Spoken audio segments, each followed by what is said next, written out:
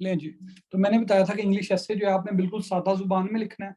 कल के लेक्चर में इतने आसान अल्फाज हों कि जब आप लिख रहे हो तो उसके बाद आप किसी 10th क्लास के बच्चे को पढ़ाएं और वो कहे कि जी भाई जी बाजी ये सवाल ये मुझे समझ में आ गया है, तो समझ लें कि आपका ऐसे पास हो जाएगा।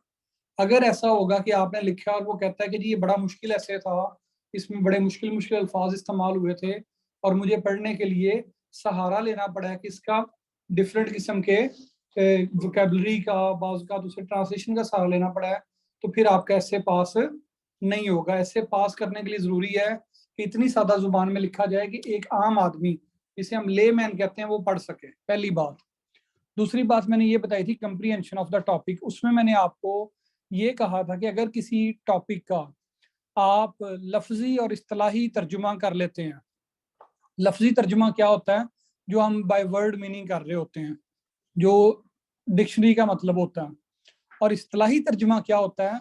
कि छुपी हुई बात जो उन वर्ड्स के पीछे होती है उसको जांचना, उसको परखना। बाजुकात वो इडियमेटिक होती है, बाजुकात वो फिगुरेटिव होती है। सो जब आप उसको जांचते हैं और उसको परखते हैं तो आपको पता चलता है कि ये जो हमारे पास इंग्लिश ऐसे है, इस इंग्लिश ऐसे के लिए हम लोगों को क्या करना है, उस खास नहज पे, उस खास स्टाइल पे लेके जाना है। जी जी आज उस खास नहज पे, खास स्टाइल पे लेके जाना है जिसकी हमें जरूरत है। सो इंग्लिश ऐसे के लिए आप लोगों को कंप्रीहेंशन की जब बात की जाए तो कंप्रीहेंशन के अंदर, आप अंदर चले जाएं, आप इधर बैठ जाएं क्लास में। तो कंप्रीहेंशन ऑफ द टॉपिक जो है वो आपको जरूरी है। आप इधर बैठे। ये बात, दूसरी बात भी सबको समझ में आ गई है। तीसरी बात इंग्लिश ऐसे के लिए मैंने आपको बताई थी, you have to follow the structure. Structure ऐसे का मैंने आपको बताया था कि स्ट्रक्चर ऐसे का ये होता है कि इसका इंट्रोडक्शन लिखने का एक स्टाइल होता है, इसका कंक्लूजन लिखने का एक स्टाइल होता है और बॉडी पैराग्राफ लिखने का स्टाइल होता है।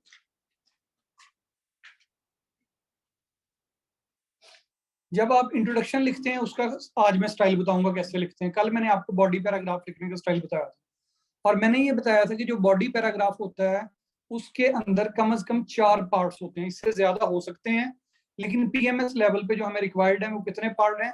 4। पहला टॉपिक सेंटेंस। टॉपिक सेंटेंस यानी आप क्या कहना चाहते हैं, जिसकी एग्जांपल दी थी मैंने कि गुर्बत की वजह से करप्शन पैदा होती है। आप क्या कहना चाहते हैं? गुर्बत की वजह से करप्शन पैदा होती है। हम कहेंगे poverty is the reason behind corruption in society. समझ आ गई बात की? इसको मैंने कहा था सब लोगों ने अपने अपने अल्फाज में लिखना है। फिर मैंने कहा था कि जो बात आप कर रहे हैं इनका बाहमी ताल्लुक क्या है, ये बात सच कैसे है। 2 या 3 जुमलों में आपने ये बताना था। तो आपने बताना था poverty is the condition in which someone is not able to purchase or buy the basic commodities of life. So in order to survive, he has to make money. He has to create resources. तो ये क्या थी? उसकी elaboration आ गई थी 2 जुमलों के अंदर। फिर मैंने कहा था आपने उसका प्रूफ देना होता है और प्रूफ के अंदर मैं दोबारा रिपीट कर रहा हूँ, प्रूफ के अंदर आपने क्या करना होता है, वो 3 से 4 जुमलों के अंदर आपने जो आपने ऊपर अपनी बात की थी उस बात को सच्चा साबित करने के लिए कोई हवाला देना होता है। तो प्रूफ में हम क्या करते हैं? कोई कोटेशन ऐड करते हैं, प्रूफ के अंदर हम कोई फैक्ट्स एंड फिगर्स ऐड करते हैं, प्रूफ में हम कोई एग्जांपल देते हैं, प्रूफ में हम कोई लॉजिकल सीक्वेंस लेके आते हैं। ऐसा ही है ना? ये कल बातें सारी आपको मैं बता दी थी। उसके बाद मैंने कहा था जब आप प्रूफ दे देते हो तो फिर जैसे आप मैट्रिक की मैथमेटिक्स के जब ज्योमेट्री के मसले हल करते थे तो एंड पे लिखते थे hence proved left hand side is equal to right hand side. तो वो क्या होता था, जो आपने थीसिस दिया ऊपर, जो आपने टॉपिक सेंटेंस लिखा है, आप उस टॉपिक सेंटेंस को क्या कर रहे होते हो? इन दी एंड प्रूफ कर रहे हो। तो ये तो थी हमारी कल तक की बात। फिर मैंने आपको अगली बात बताई थी कि जो एक बॉडी पैराग्राफ होता है उस बॉडी पैराग्राफ के अंदर आप लोगों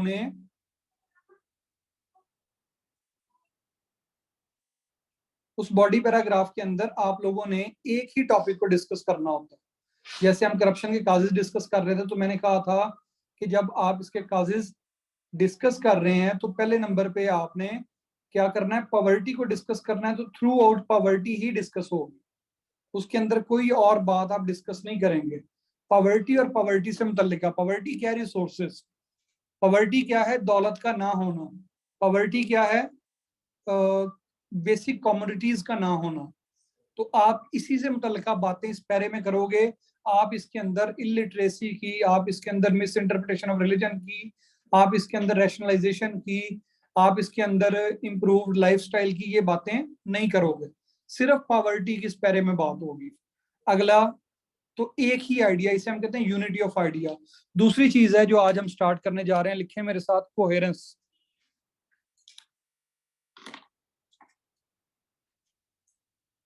COHERENCE, कोहेरेंस। लफ्ज कोहेरेंट का मतलब होता है जुड़ा हुआ। लफ्ज कोहेरेंट का मतलब क्या होता है? जुड़ा हुआ। आपके जो पैराग्राफ है इसके जुमले आपस में जुड़े हुए होने चाहिए, डिस्क्रीट नहीं होने चाहिए।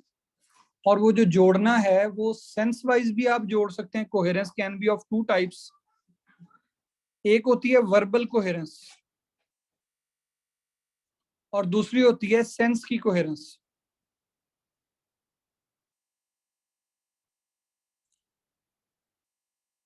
सेंटेंस लिखें एक, कॉल अली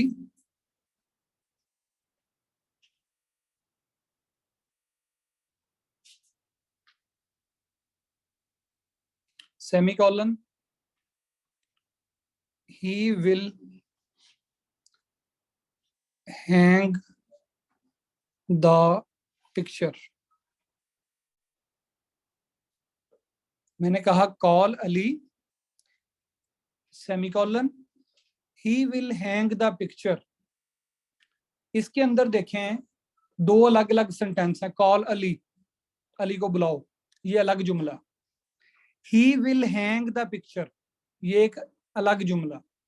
लेकिन इन दोनों के दरमियान एक जोड़ एग्जिस्ट करता जो कि यहाँ डिस्कस नहीं हुआ लेकिन सेंस में एग्जिस्ट करता है कि या तो अली की ड्यूटी है तस्वीरें लटकाना, या अली का कद लंबा है इसलिए उसे हम तस्वीरें लटकाने के लिए कह रहे हैं। तो एक इसके दरमियान सेंस क्रिएट हुई ना, दो जुमलों के दरमियान, इसे कहते हैं coherence. On the other hand coherence के बगैर जुमला कैसे होगा? Call Ali, call Aslam. अब ये दो अलग अलग जुमले हैं, इसमें आप सेमी कॉलन नहीं लगा सकते।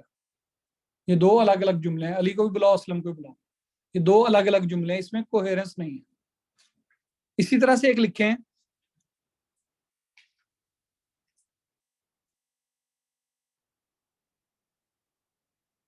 Ali is tall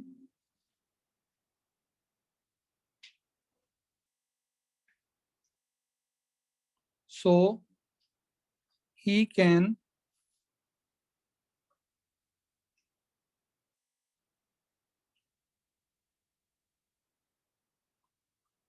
get the Ali is tall so he can get the key from wall। की फ्रॉम कुछ और करने का बर्ड।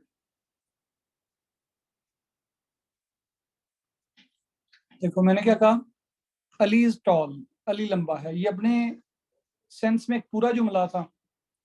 फिर मैंने लगाया आगे सो, और उसके बाद मैंने कहा he can get the key from keyboard, या he can get the key hanged कर लें, चलो पिछले जुमले की तरह ही।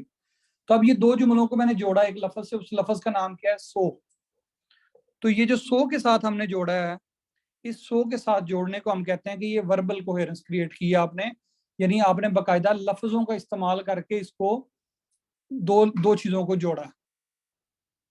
हमने इसकी टेक्निकलिटीज में नहीं पढ़ना कि जनाब इसका ऑफिशियल नेम क्या है, कि इसे हम कंजंक्शन कह सकते हैं और ये कौन सा कंजंक्शन है, वो हम पढ़ेंगे उसके अंदर अलग से जब रेनन मार्टिन पढ़ेंगे।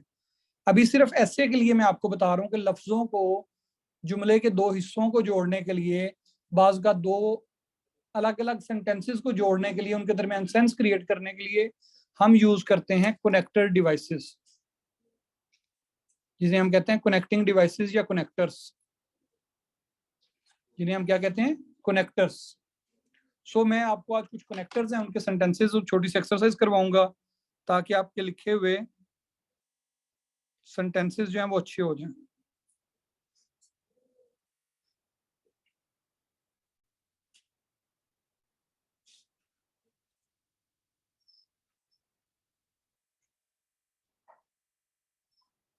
मैं सिर्फ यहाँ पे वो बातें करूंगा जो हमारे एसए के लिए इम्पोर्टेंट है।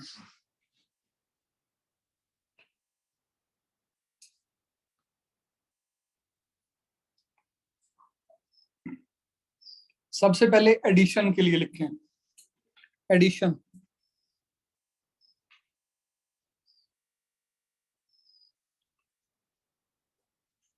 जब हम एक बात करते हैं और दूसरी बात भी उसके साथ ही करना चाहते हैं, जैसे हमने कहा कि पॉवर्टी ब्रीड्स करप्शन, इस पे हमने एक पैराग्राफ लिख लिया। अब इससे अगला पैराग्राफ लिखना है, इससे अगला पैराग्राफ लिखना है। अब उसमें हम ये कहना चाह रहे हैं कि इलिटरेसी की वजह से करप्शन होती है। लोग इलिटरेट होते हैं, वो मोबाइल फोन्स का यूज कर नहीं सकते, फिर वो लाइक हमारे एक्साइज डिपार्टमेंट में ही है, आपने नंबर लेना है तो आप क्या करते हो, अगर खुद ई ऑक्शन में हिस्सा नहीं ले सकते तो आप किसी एजेंट को जाके पैसे देते हो। तो वो एजेंट के पास क्या है, नॉलेज है। एजेंट क्या करता है, आपसे पैसे लेता है और वो कर कर आके उसको कहीं लग लगा के आपको वो नंबर ले देता है। तो इलिटरेसी ब्रीड्स करप्शन, ये हमारा दूसरा आर्गुमेंट आ गया। पहला आर्गुमेंट था कि पॉवर्टी की वजह से करप्शन होती है, दूसरा आर्गुमेंट है कि इलिटरेसी की वजह से होती है। अब एक पैराग्राफ हमने कंप्लीट कर लिया, उसकी कंक्लूडिंग लाइन भी दे दी पॉवर्टी वाले की। अब हमने अगला पैराग्राफ शुरू करना है और उस अगले पैरे के अंदर हम लोग चाहते हैं कि किसी तरीके से हम इसको जोड़ दें, हमें ऐसा लगे कि जैसे हमारा पिछला पैरा अगले पैरे के साथ जुड़ा हुआ है। तो हम कौन से वर्ड्स यूज कर सकते हैं, सिमिलरली। एडिशन के लिए जो अल्फाज होते हैं उनमें कौन कौन से लफ्ज हैं, सिमिलरली। आपको 12-14 वर्ड्स ही चाहिए होंगे, ज्यादा नहीं चाहिए होंगे। लाइकवाइज, शाबाश।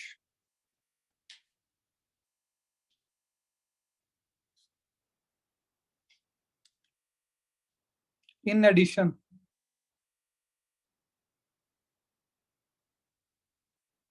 More over,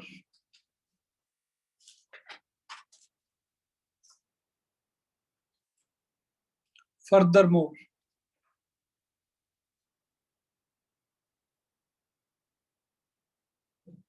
additionally.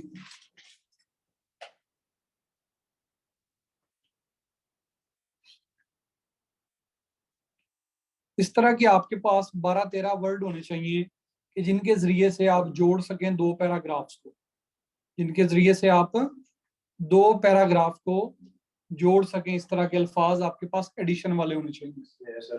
in the same fashion, in the same fashion, in the same manner, in the same manner, otherwise we otherwise नहीं। और आप लोग बोलें कुछ, बिसाइड्स, लाइकवाइज। तो ये अल्फाज हम किस लिए इस्तेमाल करते हैं, ये अल्फाज हम इसलिए इस्तेमाल करते हैं ताकि हमारे दो पैराग्राफ, दो जुमले आपस में जुड़े हुए महसूस हों। कभी कभी ऐसा होता है कि हम एक बात करते हैं, जैसे आप लोगों ने अक्सर बहस में देखा होगा कि लोग दो तरह के होते हैं बहस करने वाले। एक होते हैं पटवारी और यूथिया। वो कैसे बहस करते हैं, पै जाते हैं एक दूसरे में, ठीक है, किसी का ख्याल नहीं करते। कुछ दरमियान में पीपल्स पार्टी के जियाले होते हैं जिनको ये जोम है कि हम बड़े सियासी तौर पे मैच्योर और पढ़े लिखे हैं। वो क्या करेंगे, हाँ आपकी बात दुरुस्त है कि करप्शन मुल्क के लिए जहर कातिल है, लेकिन मुल्क की इकोनॉमी को चलते रहना चाहिए। अगर इकोनॉमी रुक जाए, चाहे वो करप्शन के साथ चले, चलते रहना चाहिए। इकोनॉमी रुक जाए तो उससे गुर्बत में इजाफा होता है। अब ये पीपल्स पार्टी के जियाले का आर्गुमेंट है।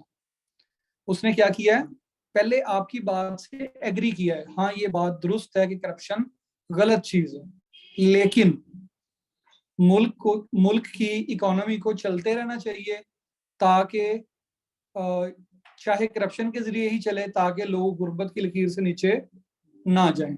ये बात समझ आई कि जब आप किसी की बात को सुन के उस गेट करना चाह रहे हो पोलाइटली, तो फिर आप कुछ अल्फाज अंग्रेजी में इस्तेमाल करते हैं। वो कैसे होते हैं, वो होते हैं जिन्हें हम कहते हैं कंट्रास्ट के कनेक्टर्स। कंट्रास्ट या कंपैरिजन के कनेक्टर्स। तो जो कंट्रास्ट वाले हैं उनमें बजाते खुद इन कंट्रास्ट वर्ड यूज हो जाता है।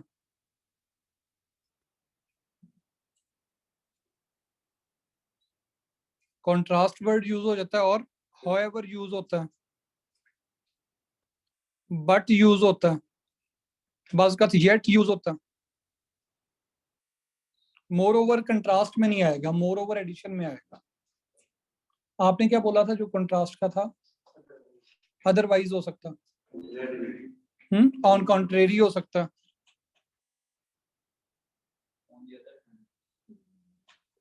It's a phrase पढ़ी थी मैंने long time. In stark contrast to it. In stark contrast to it, ये भी ठीक है। जो आप इस तरह से जब पढ़ रहे होते हैं ना, जब आप अखबार पढ़ोगे तो अब इसके बाद आपको आइडिया होगा कि किस खूबसूरती से ये लफ्जों के साथ लिखने वाले खेलते हैं। बातें वही होती हैं, पता आपको भी है मुझे भी है, लेकिन जो लिख रहा होता है वो सिर्फ लफ्जों के साथ खेल रहा होता है। You are here to learn कि हमने लफ्जों के साथ कैसे खेलना।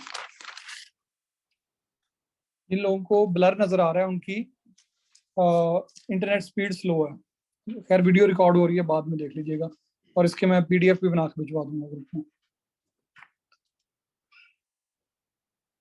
समरी के लिए, ये समरी के लिए आपको कब इस्तेमाल करने होंगे? जब आपके पैराग्राफ की आखिरी लाइन जो होती है, आपको पता है ये कंक्लूडिंग लाइन होती है, तो हर पैराग्राफ के एंड पे आपने वो जो हेंस प्रूव्ड जो हम लिखते हैं हेंस, ये जो हेंस लफ्ज है इसके लिए भी हमारे पास डिफरेंट वर्ड्स हैं, डिफरेंट वर्ड्स हैं।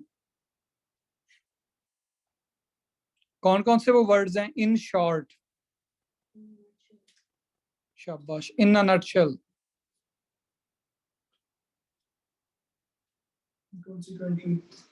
कॉन्सिक्वेंटली हो सकता है, To cut it short.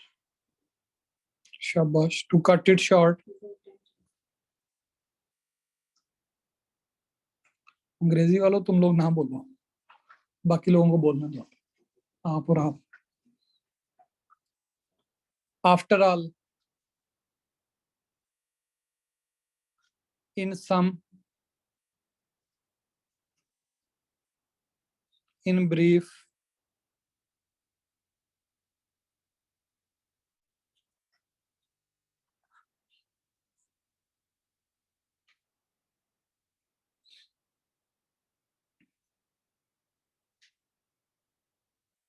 hence, HENC, hence, therefore, to conclude, as a result। ये चूंकि हम जितने बॉडी पैराग्राफ लिख रहे होंगे, हर पैराग्राफ के अंदर कम से कम हमें एक लफ्ज इस तरह का चाहिए होगा, और आखिर में जो कंक्लूजन का पैराग्राफ लिखना है उसके अंदर तो एक और चाहिए होगा। तो यानी इंट्रोडक्शन के अलावा हर बॉडी पैराग्राफ के अंदर आपको समरी का, कंक्लूजन का एक लफ्ज चाहिए होगा। तो जो मेरे जैसे बंदे जिनको अंग्रेजी कम आती होती है, तो फिर लफ्जों को रिपीट करना शुरू कर देते हैं, उसकी वजह से ये इमेज जाता है कि इसको अंग्रेजी अच्छे से नहीं आती। ठीक है ना? तो ये अल्फाज हम इसलिए सीख रहे हैं।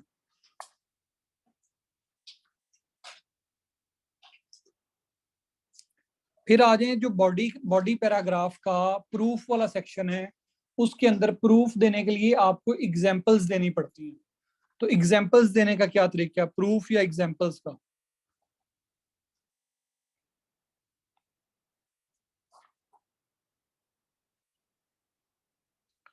आसान लफ्ज पहला, इसके अंदर जो गलती करते हैं लोग वो आई लिखते हैं, ये नहीं लिखना, ये गलत है।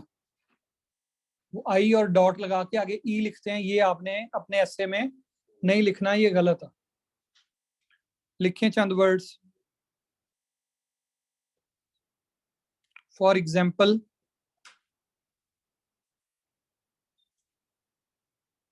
शाबाश, फॉर इंस्टेंस,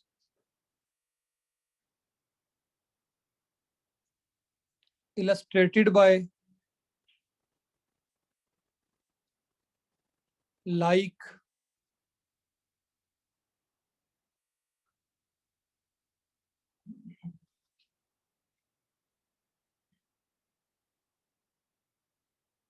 evident by, शाबाश,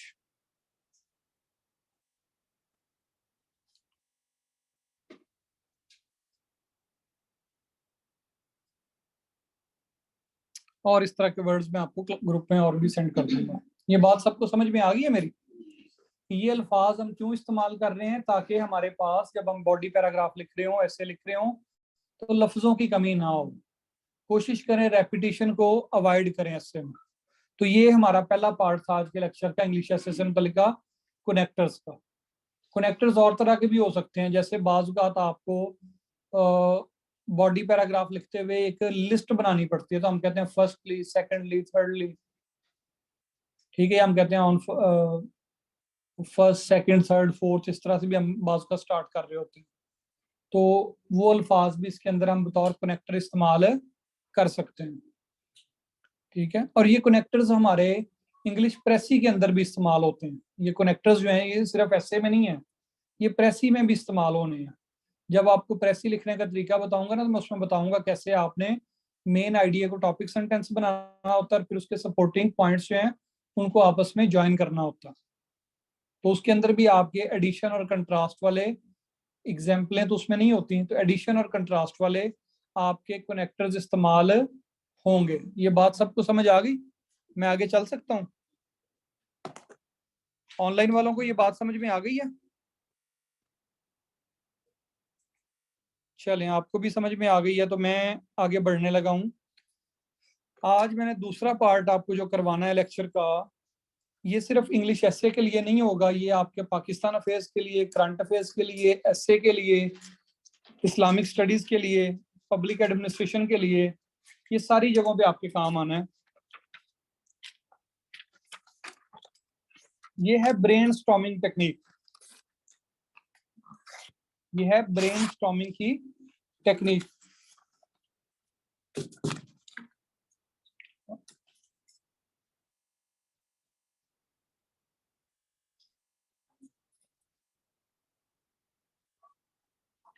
इंग्लिश एसे के लिए ब्रेनस्टॉर्मिंग कैसे की जाती है?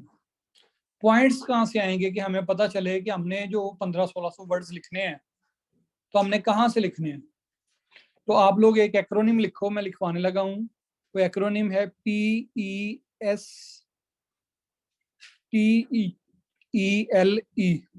पेस्टले, PESTELE, और इसके स्टार्ट में लिखो एच पेस्टले।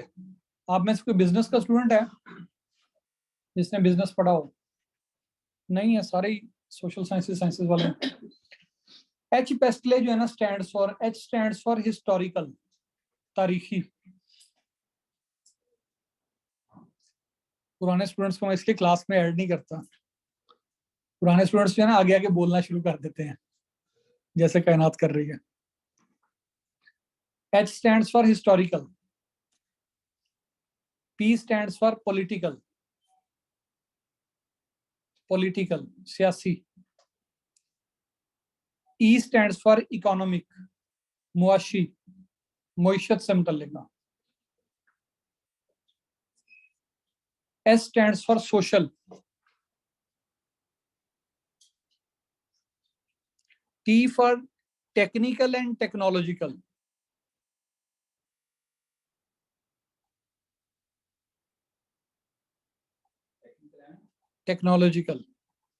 टेक्निक से बेसिकली मैं बताता हूं अभी।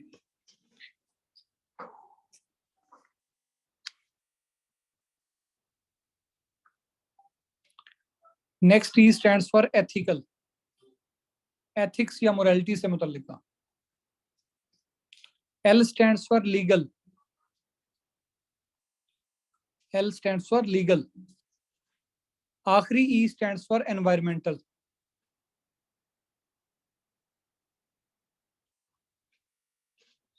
एच पेस्टले में H for historical, P for political, E for economic.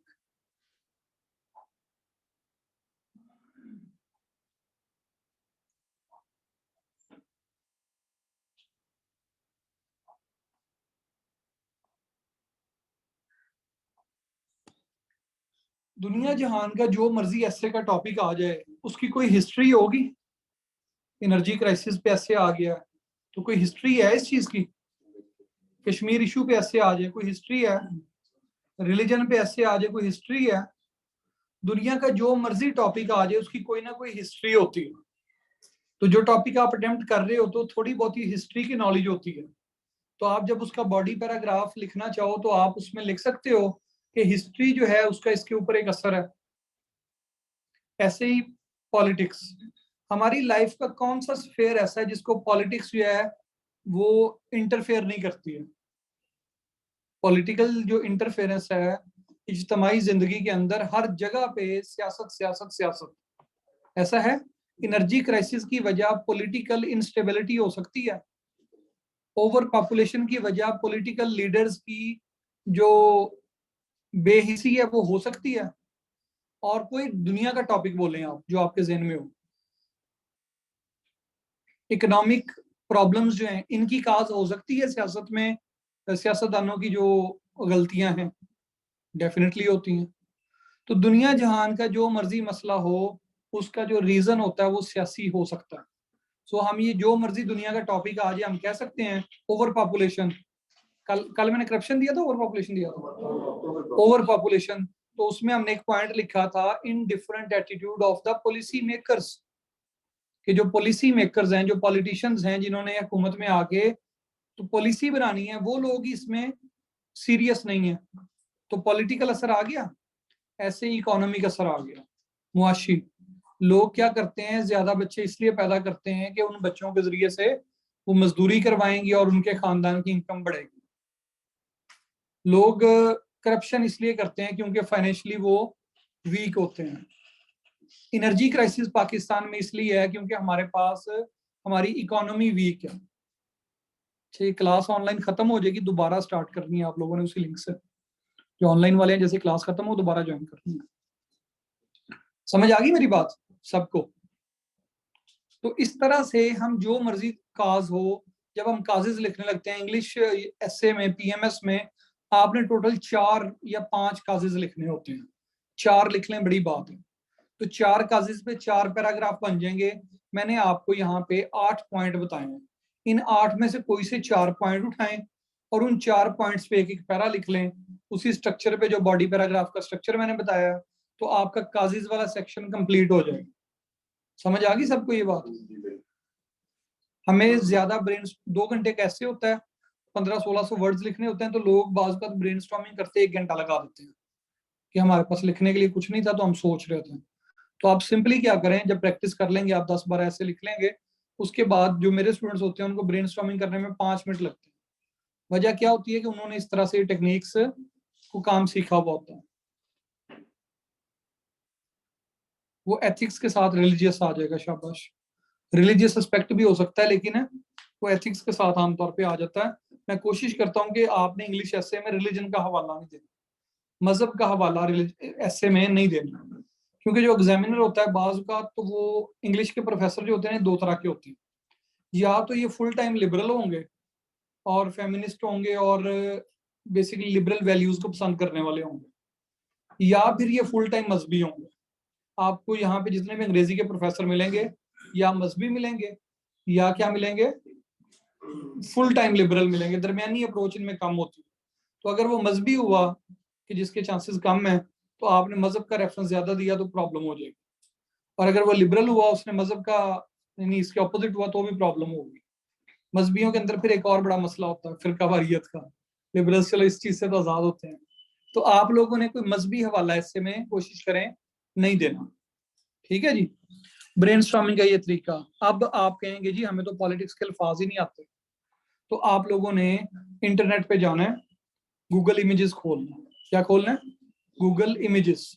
वहां पे लिखेंगे politics related words, politics related words.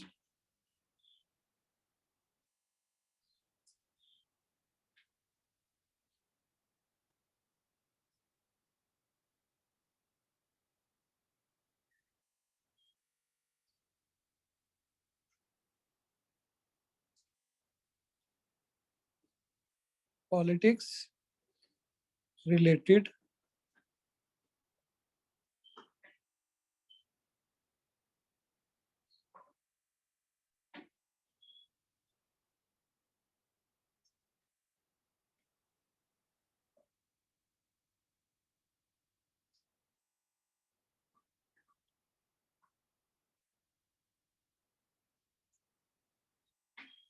Google पे जाके क्या लिखेंगे, पॉलिटिक्स रिलेटेड वर्ड्स, इमेजेस में जाएंगे आपको लफ्जों का एक वेब सा मिलेगा।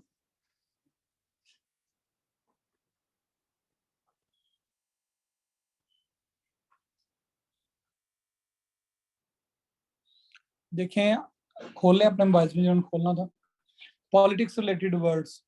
जब आपने इमेजेस पे क्लिक किया तो आपके पास एक पूरी बड़ी सी तस्वीर खुल गई।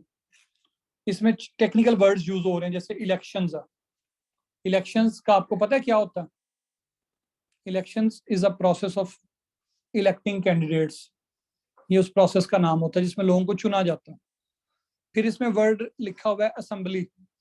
असेंबली के दो मीनिंग होते हैं। एक होता है कि जो वो जगह जहाँ पे लोग जमा होते हैं और उसके मेंबरान, जैसे कौमी असेंबली, सूबाई असेंबली। और दूसरा असेंबली होता है टू असेंबली, वर्ब है जिसका मतलब होता है टू गैदर, जमा हो जाना। ये गैदर GATH है, टू और गैदर अलग अलग है। फिर ऐसे ही यहाँ पे कॉन्स्टिट्यूशन का वर्ड यूज होता है, मैनिफेस्टो का वर्ड यूज होता है, कॉन्स्टिट्यूशन, मैनिफेस्टो, पॉलिटिशियंस। तो आप लोगों ने क्या करना है, इंटरनेट पे जाना है, जाके सर्च करना है ये वर्ड्स। इन वर्ड्स को आपने अपने जो एसए वाला डेमोक्रेसी है, गुड गवर्नेंस है, तो आपने अपने एसए वाले रजिस्टर का जो जो रजिस्टर होगा जहां पे आप एसए वाली चीजें लिख रहे होंगे, तो उसके अंदर ये मेरे लेक्चर भी आप लोगों ने नोट करने हैं। और उसके बाद आपने ब्रेनस्टॉर्मिंग की हेडिंग देके उसके अंदर आपने HPSP लिखना है, और सबसे पहले आपने पॉलिटिक्स रिलेटेड वर्ड लिखने हैं। वो 25-30 टर्म्स होंगी, उन टर्म्स को आपने अच्छे से समझना है। यानी इलेक्शन है तो मैं आपसे पूछूं, इलेक्शन में, रेफरेंडम में, प्लेबिसाइट में क्या फर्क होता है, तो आपको पता होना चाहिए। तीनों इलेक्शन की ही शक्लें हैं, इलेक्शन, रेफरेंडम, प्लेबिसाइट, इसका फर्क आपको पता होना चाहिए। इसी तरह से मैं आपसे पूछूं कि मैनिफेस्टो में और ऑब्जेक्टिव्स में और एम्स में और इनमें क्या फर्क होता है, तो आपको ये पता होना चाहिए। समझ आ रही है मेरी बात? तो इन लफ्जों को आपने 25-30 लफ्ज बनेंगे पॉलिटिक्स से मुतल्लिका, आपने ये लफ्ज उठा के अपने रजिस्टर में नोट कर लेने हैं। और उर्दू में, अंग्रेजी में, फारसी में, जिस जबान में, पंजाबी में आपको समझ में आता है उसकी आपने वहां पे डेफिनेशन लिख देनी है। उस लफ्ज को समझ लेना है आपने। ये आपके पॉलिटिक्स से मुतल्लिका हो गया। फिर ऐसे ही आपने जाना है इकोनॉमिक्स से मुतल्लिका, बेसिक जो टर्म्स है उनका आपको पता हो। फॉरेन डायरेक्ट इन्वेस्टमेंट क्या होता है, ठीक है, सर्कुलर डेट क्या होता है, GDP क्या होती है, GNP क्या होती है। तो इकोनॉमिक्स की बेसिक टर्म्स का आप लोगों ने एक अपने पास डाटा बना लेना, जो ग्लॉसरी